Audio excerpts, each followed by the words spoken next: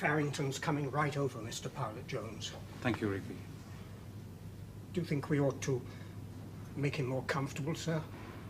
What? Doesn't seem right, leaving him like that. No. Tell you the truth, sir, I don't have a... Sorry, sir.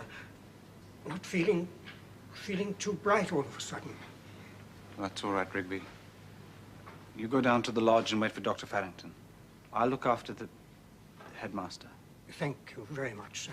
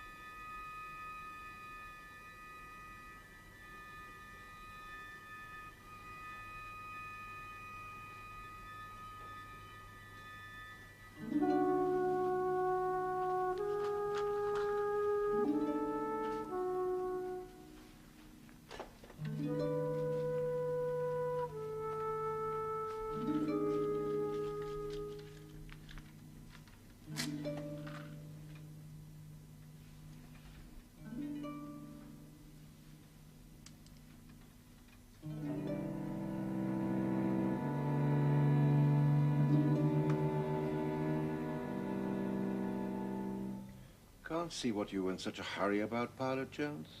He'd have waited, you know. When did you find him? About 1:30. He'd have been gone a good 2 hours then, I'd say. Who made him comfortable? I did. You'd have done that job before a few times, eh? Not since the Somme. No. Not the sort of thing you forget, is it? Well, he'll do fine there till the morning. I'll come back then with the death certificate. There won't be an inquest? I very much doubt it. Coroner would never get in a round of golf if he had to sit in on every angina case. Angina? See the color of his lips? I'd be damn surprised if it was anything else. There's no question of suicide? Oh, not in my mind. I think I ought to show you this.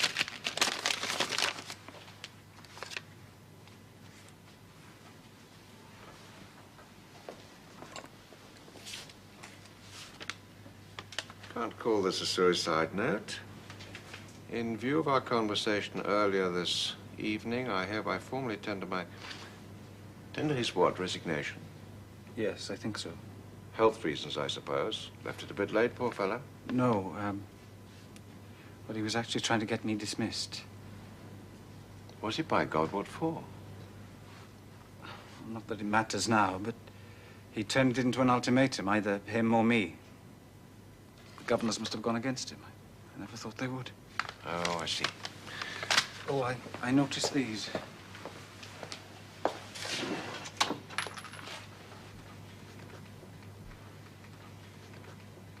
If these are what I think they are, he knew damn well he was living on borrowed time. London chemist. I think we'll find he's been seeing a heart man in Harley Street. By the way, how are you keeping yourself?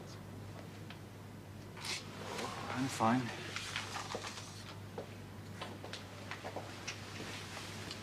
That's the curse of the medical profession. You never see a man until he's ill. I really wished him dead, you know. So did quite a few others from what I've heard, and now he is. Bit of an awkward cuss, was he? Now, don't you be a damn fool about this pilot, Jones. You've got absolutely nothing to reproach yourself with. His death has nothing to do with you. This chap had been digging his own grave for years. He won't be missed much. That's what makes it seem worse.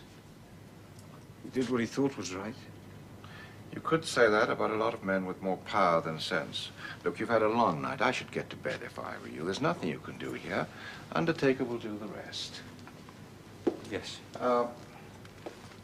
Want something to help you sleep? No, I'll be all right. You Welshmen are all the same. Never satisfied unless you've got something to feel guilty about. Well, I'm afraid this won't fill the bill. Your job's safe, and it appears that you've lost an enemy. You'll just have to reconcile yourself to being happy, poor fella.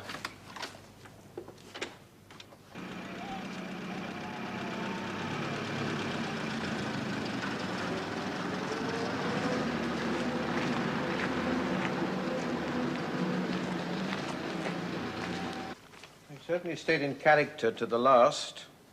No mourners, ashes to Johannesburg, no ceremony, no gravestone. For the sake of the boys, you'd have thought there ought to be some sort of ceremony, but just a bit moved from the back door, like the rubbish. As if he was never there. Yes, I must confess to a little pique myself. I shouldn't have attended, of course, but I should have liked the chance of refusing. I'd have liked the chance of attending. I'm glad you said that, Molyneux. So should I. Just to make sure he was really dead, you know. I'm so frightened of that man. Yeah, something the matter, Chetwynd? I fail to see why you find it all so amusing, that's all. I know you think I'm pie, or pompous. No. But I happen to think that your cheap cynicism about a man who's only been dead for 2 days